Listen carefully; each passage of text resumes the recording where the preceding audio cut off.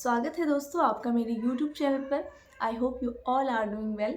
बहुत लंबे समय के बाद मैं वीडियो अपलोड कर रही हूँ। एक्चुअली बच्चों के बोर्ड्स एग्ज़ाम्स चल रहे हैं और कुछ बच्चे मेरे पास पढ़ने आते हैं, तो ज़रूरी था उनको टाइम देना। इसलिए मैंने इस दौरान कोई भी वीडियोज़ अपलोड नहीं की, बट अभी मैं रेगुलर बेस पे वीडियोज़ बनाऊँगी और आप लोगों के साथ अपने अनुभव साझा करूँगी। इस चैनल को खोलने का मकसद ही यही था कि मैं अपनी जैसी जो मदर्स हैं जिनको सटीक और सरल उपाय चाहिए होते हैं, जो अनुभव मैं शेयर करना चाहती हूँ आपके साथ। मुझे ऐसा लगता है कि उनसे आपकी हेल्प होगी और आपके अनुभवों से भी मुझे बहुत कुछ सीखने को मिलेगा। इसलिए अभी मैं इसको कंटिन्यू रखूँगी और अगर आप मेरी फैमिली का पार्ट बनना चाहते हैं तो मेरे चैनल को सब्सक्राइब कर लीजिए, ताकि मेरे आने वाली वीडियोज़ का आपको नोटिफ़िकेशन भी मिल जाए। आज की वीडियो में हम बात करने जा रहे हैं कैसे बदलते मौसम में हमने अपने बच्चों का ध्यान रखना है। एक्चुअली बसंत ऋतु आ गई है और बसंत ऋतु ज़्यादातर लोगों का पसंदीदा मौसम होता है। इसमें जो टेम्परेचर में वेरिएशन आता है, यानी कि तापमान में कभी वृद्धि और कभी कमी होती है, उसकी वजह से स्वास्थ्य संबंधी प्रॉब्लम्स आ सकती है। बड़ों को भी ये प्रॉब्लम आती है, तो छोटों का थोड़ा-सा नाजुक स्थिति होता है, इसलिए छोटों का ध्यान रखना हमको थोड़ा-सा ज़्यादा ज़रूरी हो जाता है। अ, आयुर्वेद में बताया गया है कि सेहत का मौसम से एक गहरा संबंध है। तो जब भी मौसम में कुछ चेंजेस आते हैं, तो कहीं न कहीं हमारे स्वास्थ्य पे उसका असर पड़ता है। हमारा जो खान-पान है, रहन-सहन है, उसको हमको मौसम के अनुसार चेंज करना पड़ता है। और जो ये बसंत ऋतु है, इस समय पे थोड़ी-सी ज़्यादा कन्फ्यूजन इसलिए होती है क्योंकि कभी हमको सर्दी लगती है, कभी हमको गर्मी लगती है। समझ में नहीं आता है कि किस तरीके के कपड़े हम बच्चों को पहनाएँ और किस तरीके के खान-पान हम बच्चों का रखें। तो इसलिए मैं अपने अनुभव से आपसे कुछ चीज़ें शेयर करूँगी और वीडियो में आगे जानेंगे कि किस प्रकार का खान-पान, किस प्रकार का रहन-सहन हमको रखना है। सबसे पहले हम बात कर लेते हैं कि मौसम में आने वाले बदलाव का हमारे स्वास्थ्य पर कैसा प्रभाव पड़ता है और ये प्रभाव क्यों पड़ता है और कैसे लक्षण होते हैं। जब स्प्रिंग सीज़न स्टार्ट होता है, बसंत ऋतु स्टार्ट होती है, तो थोड़ी-सी गर्माहट दिन में होती है, उसकी वजह से शरीर में जमा कफ पिघलने लगता है, जिसकी वजह से थोड़ा-सा डिसबैलेंस हो जाता है कफ में और उसकी वजह से हमको सर्दी, जुकाम, खाँसी, जी मचलाना और पाचन में कमी आ सकती है। तो बच्चों को हम कैसा खान-पान उस टाइम पे प्रोवाइड कराएँ और किस तरीके का उनका रहन-सहन हो, ये हमको ध्यान रखना बहुत ज़्यादा ज़रूरी है।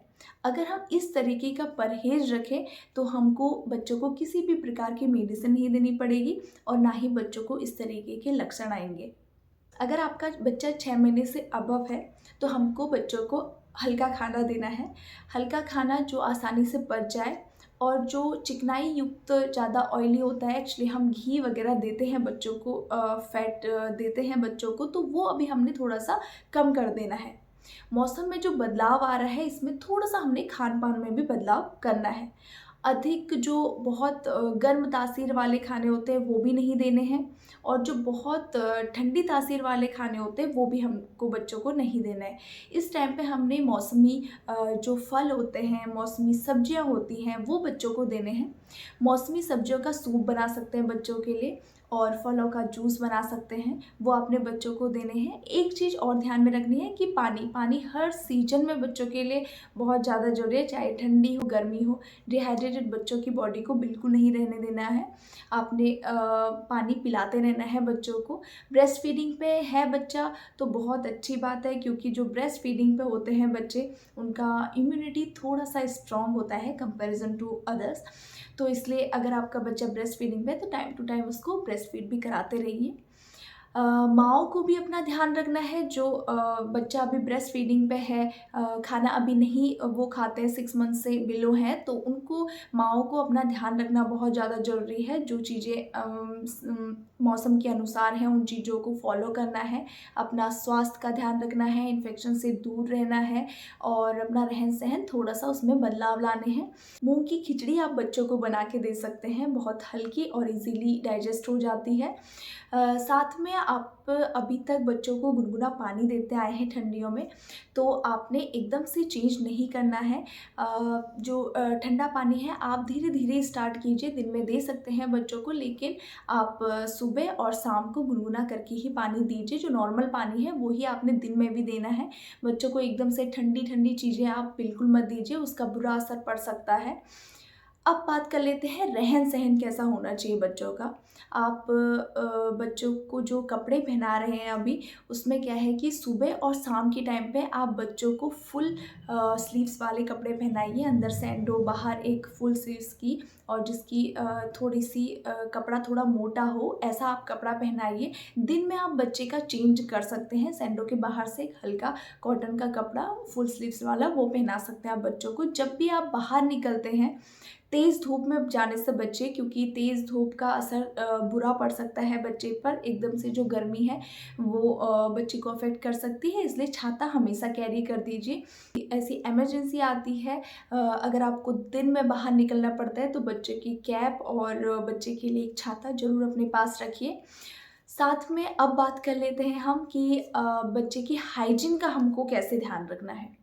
नियमित रूप से बच्चे का जो बेड है उसको सुखाना बहुत ज़्यादा ज़रूरी है। जो भी आप उसके बेड पे इस्तेमाल करते हैं, उसका ओढ़ने का, उसका बिछौना, जो भी आप इस्तेमाल करते हैं, पिलो वगैरह, उसको नियमित रूप से धूप ज़रूर दिखाएँ। बच्चे की अच्छे से तेल मालिश करके उसे गुनगुने पानी से रोज़ नहलाना आप स्टार्ट कीजिए। अगर आप अभी तक विंटर्स में स्किप कर भी रहे थे 1-2 दिन, अभी आपको बिल्कुल भी स्किप नहीं करना है, क्योंकि जो दिन में गर्मी होती है उसकी वजह से बच्चों को स्वेटिंग हो जाती है और फिर उससे जो भी प्रॉब्लम्स आती है त्वचा में, तो वो आपको नहीं होंगी अगर आप बच्चे को नियमित रूप से नहलाएँगे। गुनगुना पानी कर लीजिए और अच्छे से बच्चे को नहला लीजिए। ज़्यादा समय आप मत दीजिएगा नहलाते समय, क्योंकि क्या होता है कि बच्चे की स्किन ड्राई होती है, फिर उससे बच्चों को रैश भी हो सकते हैं या कुछ दाने भी आ सकते हैं। तो इसलिए आप कम समय में बच्चों को नहलाने की कोशिश कीजिए।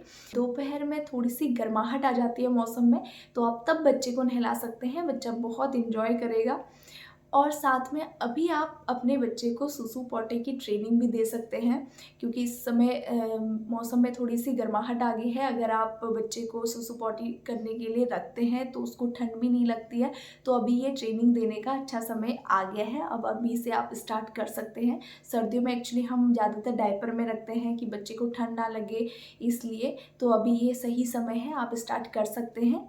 लास्टली जो मैं हर वीडियोज़ में आपको बताती हूँ कि जो 6 महीने तक के बच्चे रहते हैं उनका इम्यूनिटी अपनी मदर्स पे डिपेंड रहता है, और उससे आगे भी जो 1 साल तक के बच्चे हैं वो भी पार्शली डिपेंड होते हैं अपनी मदर्स की इम्यूनिटी पे। तो इसलिए मदर्स को अपना ध्यान रखना बहुत ज़्यादा ज़रूरी है। अपना ध्यान रखिए और इन्फेक्शन से दूर रहिए, अपना खान-पान का ध्यान रखिए, अपनी जो सप्लीमेंट्स है आयरन की, कैल्शियम की, वो लेती रहिए। बच्चे का आप तभी ध्यान रख पाएँगे जब आप अपना ध्यान रखेंगे, आप स्वस्थ रहेंगे तो बच्चा ऑटोमेटिकली स्वस्थ रहेगा। तो आप अपना ध्यान रखिए, अपने बच्चे का ध्यान रखिए। यहाँ पे अपनी वीडियो को मैं एंड करने जा रही हूँ। अगर ये वीडियो आपको पसंद आई है तो इस वीडियो को लाइक कर दीजिए, अपनी फैमिली फ्रेंड्स के साथ शेयर कीजिए और मेरे चैनल को सब्सक्राइब करना बिल्कुल मत भूलिएगा। अब मिलते हैं अगली वीडियो में, तब तक के लिए बाय बाय।